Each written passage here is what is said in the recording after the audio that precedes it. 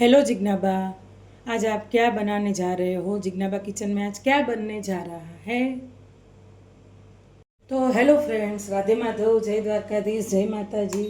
Welcome back to Jignaba kitchen. તો friends, Jignaba કિચનમાં તમે જોઈ રહ્યા છો કે મસ્ત મજાના ચોખા, મેં આખા જે ચોખા આવે તે અડધી કલાક પલાળીને લઈ લીધા છે અને હવે તેમાંથી આપણે બનાવીશું મસ્ત મજાનો ડોન્ટ બિલીવ ઇટ मैगी मटर टमाटर एंड चिली पुलाव। तो फ्रेंड्स, तेना माटे मैं अहींया भातने अर्धी कलाक पलाळीने आखो जे भात आवे छे ते लई लीधो छे। तेने मैं पलाળી લીધો છે। હવે તેને આપણે ઓસાવા મૂકી દઈશું। તો તેમાં આપણે 1 ટેબલસ્પૂન જેટલી હળદર એડ કરીશું અને ત્યારબાદ તેમાં આપણે મીઠું એડ કરીશું। મીઠું તમારા સ્વાદ પ્રમાણે એડ કરવું। ત્યારબાદ તેમાં આપણે વટાણા જે છે તે એડ કરી દેવાના છે। તેને પણ આપણે બાફી લેવાના છે ભાતની સાથે જ તે। ત્યારબાદ તેમાં આપણે નાખીશું થોડા પીનટ્સના દાણા। આ બધું જ આપણે ભાતની સાથે બાફી લેવાનું છે। હવે ફ્રેન્ડ્સ, આપણા ભાતને આપણે બાફી લેશું ત્યાં સુધીમાં આપણે જે બધા વેજીટેબલ્સ નાખવાના છે તે બધા આપણે કટ કરી દઈશું। જો ફ્રેન્ડ્સ, આપણા ભાત સરસ ગરમ થવા લાગ્યા છે અને મસ્ત રીતે બફાવા લાગ્યા છે। હવે આને આપણે કૂક થવા દઈશું।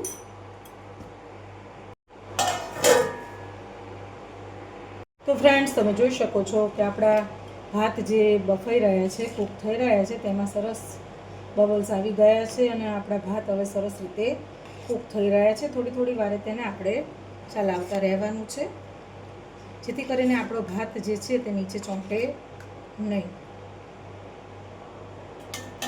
થોડું ઢાંકણને આ રીતના અધખુલ્લું રાખવાનું છે, નહીંતર પાણી બધું ઉભરાઈને ભાતનું બહાર આવી જશે। તો ફ્રેન્ડ્સ, અહીંયા વેજીટેબલ્સમાં મેં 2 જ વેજીટેબલ્સ લીધા છે અને ત્રીજું આપણે નાખીશું ટમાટર, કારણ કે મારા બાળકોને બહુ બધા વેજીટેબલ્સવાળો પુલાવ નથી ભાવતો, એટલા માટે મેં અહીંયા 1 બટેકું અને 2 ડુંગળી લઈ લીધા છે। તેને હવે લાંબી લાંબી સ્લાઇસમાં કટ કરી લેશું। તમે આમાં ગાજર, ફણસી, કુબીજ વગેરે બીજી ઘણી બધી વસ્તુ તમે નાખી શકો છો, જે તમે ઈચ્છતા હોય તે, તમારા બાળકો જે ખાતા હોય તે બધું તમે નાખી શકો છો। પણ મારા બાળકો આ 2 જ ઇન્ગ્રીડિયન્ટ્સથી બનતો પુલાવ ખાય છે એટલે હું તે જ એડ કરીશ। અને પ્લસમાં મેં મટર એટલે કે વટાણા નાખી દીધા છે। તો ચાલો હવે આપણે આપણા વેજીટેબલ્સને કટ કરી લઈશું। તો ફ્રેન્ડ્સ, તમે જોઈ શકો છો કે આપણા ભાતની ક્વોન્ટિટી એટલે કે વધવા લાગી છે, એની સાઇઝ જો લાંબી થવા લાગી છે। આખા ભાત છે એટલે હજી પણ લાંબા થશે। ઓસાવતા પહેલાં આપણે જોઈ લઈશું। જો ફ્રેન્ડ્સ, હજી આપણો ભાત અધકચરો છે, હજી આપણો ભાત ચડ્યો નથી, તો જોઈ લો।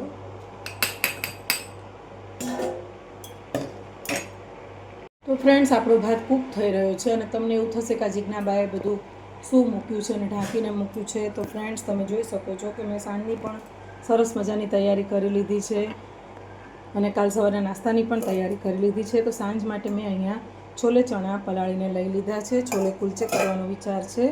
અને ત્યારબાદ કાલ સવારે નાસ્તા માટે મેં અહીંયા ઢોકળાનું બેટર રેડી કરી નાખ્યું છે, એટલે તેને પણ મેં આથું નાખવા મૂકી દીધું છે।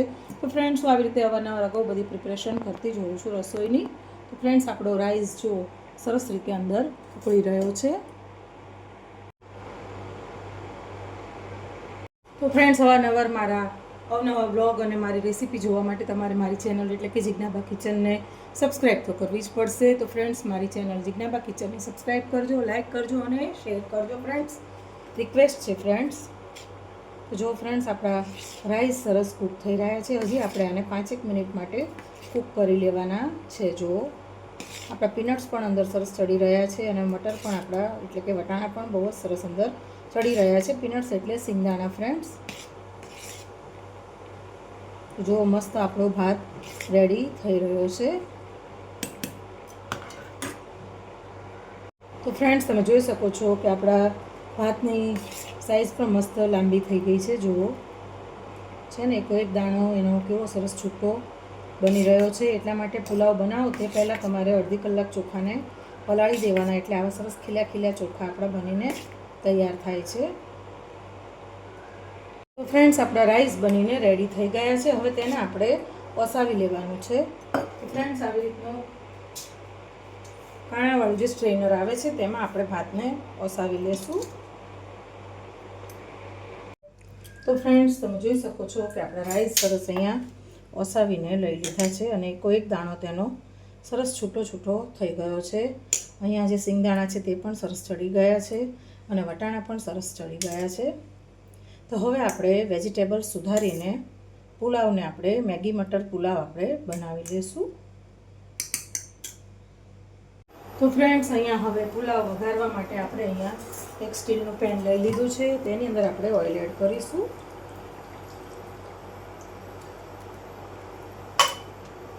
તેલને આપણે આવવા દઈશું અને આપણા વેજીટેબલ્સ પણ આપણે સરસ રીતે બધા કટ કરી લીધા છે. જો પતલી પતલી સ્લાઇસ કરી લીધી છે. બટેકાની પણ આવી રીતે લાંબી ફિંગર ચિપ્સ આવે તેવી રીતની મેં કરી લીધી છે. તો ફ્રેન્ડ્સ, આપણું તેલ આવી ગયું છે. એમાં સૌથી પહેલાં આપણે નાખીશું જીરું. જીરાનો ટેસ્ટ પુલાવમાં ખૂબ જ સરસ આવે છે. ત્યારબાદ તેમાં આપણે એડ કરીશું થોડાક કાજુ. કાજુવાળો પુલાવ મારા બાળકોને ખૂબ જ ભાવતો હોય છે.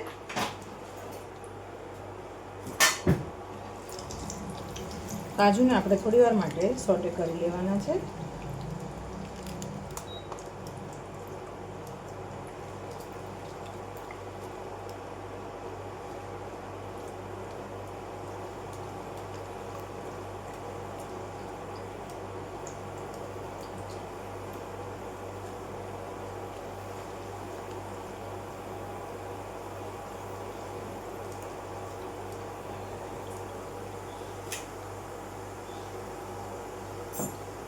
ત્યારબાદ તેમાં એડ કરીશું હિંગ. ત્યારબાદ જે વેજીટેબલ આપણે કટ કરીને લઈ લીધા છે તે એમાં એડ કરી દઈશું.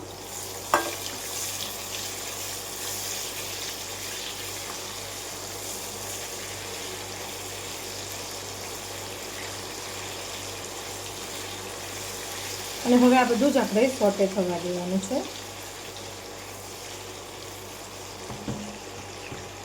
ત્યારબાદ તેમાં આપણે મીઠું એડ કરીશું. મીઠું તમારે તમારા સ્વાદ પ્રમાણે એડ કરવું.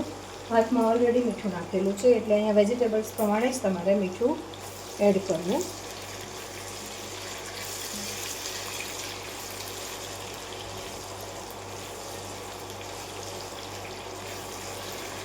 હવે આને આપણે ધીમી ફ્લેમ ઉપર કૂક થવા દઈશું.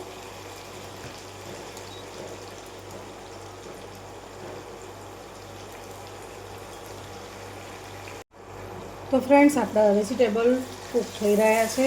તો તેમાં આપણે મરચાંને આવી રીતે મોટા મોટા કટ કરી લીધા છે અને એક ટમાટર મેં કટ કરીને લઈ લીધું છે. તેને આપણે આપણા જે વેજીટેબલ કૂક થઈ રહ્યા છે તેમાં એડ કરી દઈશું.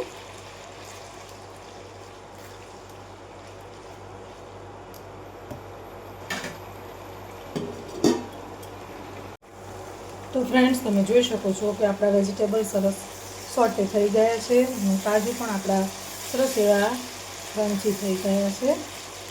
હવે તેમાં આપણે બધા મસાલા કરી લઈશું.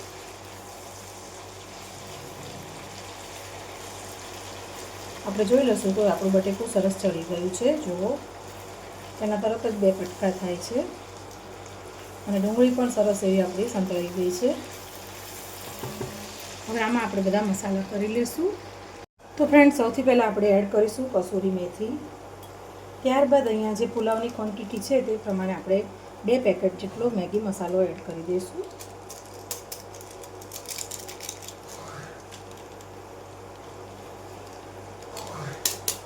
હળદર આપણે ભાતમાં નાખી દીધેલી છે એટલે હળદર એડ કરવાની થતી નથી. ત્યારબાદ તેમાં એડ કરીશું આપણે કાશ્મીરી લાલ મરચું, જેનાથી કલર જ આવશે, તીખાશ નહીં આવે. અને થોડું તીખાશ માટે આપણે દેશી મરચું એડ કરીશું, ધાણા જીરું એડ કરીશું અને અહીંયા લીંબુ એડ કરી દેવાનું છે. 1 નંગ લીંબુ આપણે નીચવીને લઈ લેવાનું છે.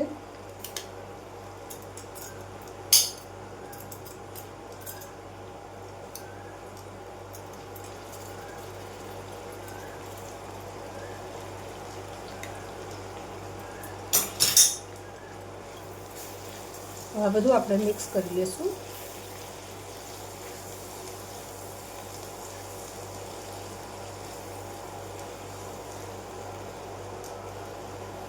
અને હવે મસાલાને આપણે 5 થી 7 મિનિટ માટે કૂક થવા દઈશું, એટલે આપણો મસાલો સરસ મજાનો વેજીટેબલ્સમાં અંદર ચડી જાય.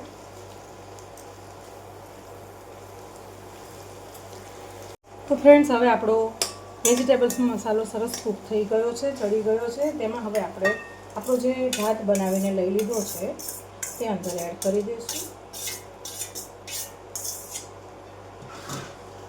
અને તેને આવી રીતે સ્પેચ્યુલાથી છૂટો છૂટો કરીને હલાવી દઈશું.